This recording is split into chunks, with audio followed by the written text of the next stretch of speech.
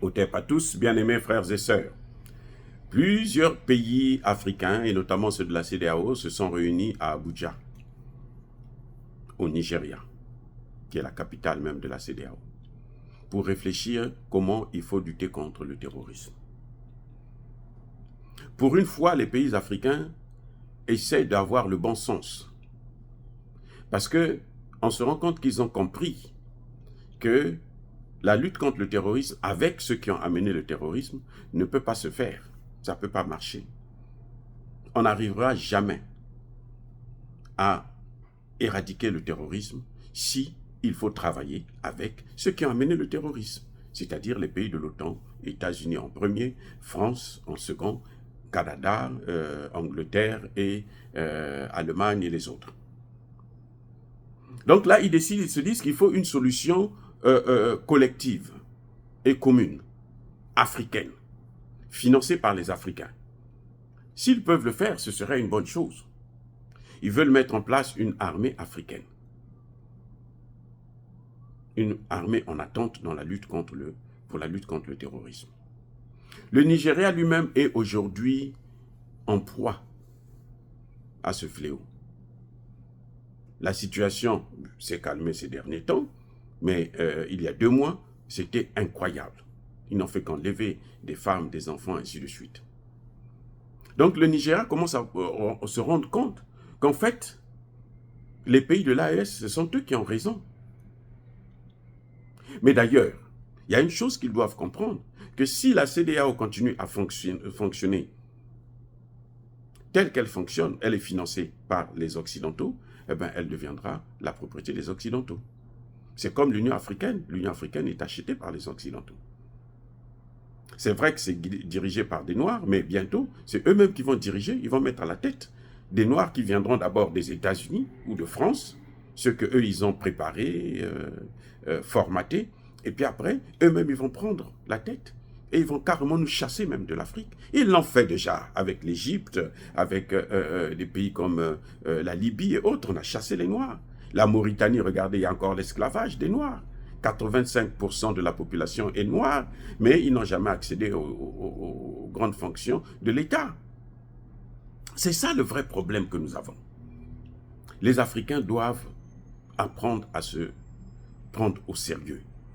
Arrêter de compter sur les autres, parce que les autres ne peuvent pas vivre sans les Africains. Et ça doit rentrer dans nos têtes, que si nous ne sommes pas là, eux, ils ne peuvent pas vivre. Donc, vous voyez, la CEDEAO aujourd'hui se rend compte que, sans le dire expressément, que la meilleure façon de lutter contre le terrorisme, c'est ce que les pays de l'AES sont en train de faire. Ils se réunissent et ils travaillent. Là encore, l'AES a des difficultés jusqu'à maintenant, parce que l'AES n'a pas encore changé de monnaie.